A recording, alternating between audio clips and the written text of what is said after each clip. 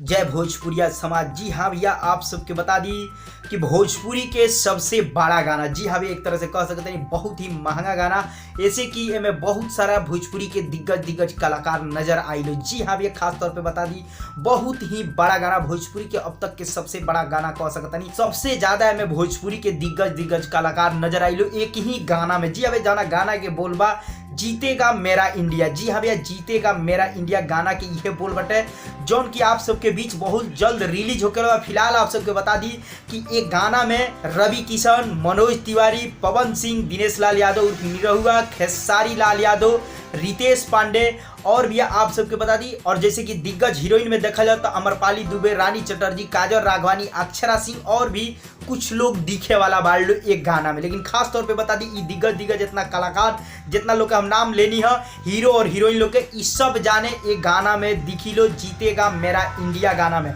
जौन की भोजपुरी के अब तक के सबसे बड़ा गाना बा। जी हाँ भैया, जौन की बहुत जल्द आप सबके बीच रिलीज होने वाला बा। जौन गाना के कल फर्स्ट लुक जारी कर गई। जी हाँ भैया, डिस्प्ले पे देख सकते हैं। फाइनली आप सबके बता दी कि ई फुल वीडियो सॉन्ग आवेला बा, यानी वीडियो सॉन्ग डायरेक्ट आप सबके बीच आवेला बा, no audio song, only video song, वो भी डायरेक्ट वीडियो सॉन्ग आवेला बा, जौन की यूट्यूब के माध्यम से, जाना चैनल के नाम बा वायरल भोजपुरी। जी अब ये वायरल भोजपुरी यूट्यूब चैनल के माध्यम से ई धमाका आवेला बा, जौना में भोजपुरी के दिग्गज कलाकार नजर आवेला बा। जी अब ये समझ सकते नहीं इतना बड़ा स्टार में दिखे वाला बा लोग, ये लोग का अभिनय आप सब देख पाए एक गाना के माध्यम से, तो समझ सकते नहीं गाना कितना बड़ा बा और कितना महंगा गाना हुई। जी अब ये जब आई तो बतौर आप सबको पता चल जाए, लेकिन ऐसे इतना दिग्गज कलाकार एक ही वीडियो में, तो समझ सकते नहीं भोजपुरी के कितना बड़ा ये गाना आ रहा बा। जी हाँ भैया, जीतेगा मेरा इंडिया, और गाना के बोल भी बा इंडिया के लेके। जी हाँ भैया, जीतेगा मेरा इंडिया, जौन की बहुत ही जबरदस्त गाना बा। ओवरऑल कहीं तो बहुत जल्द गाना आवे वाला बा, बहुत ही जबरदस्त धमाका।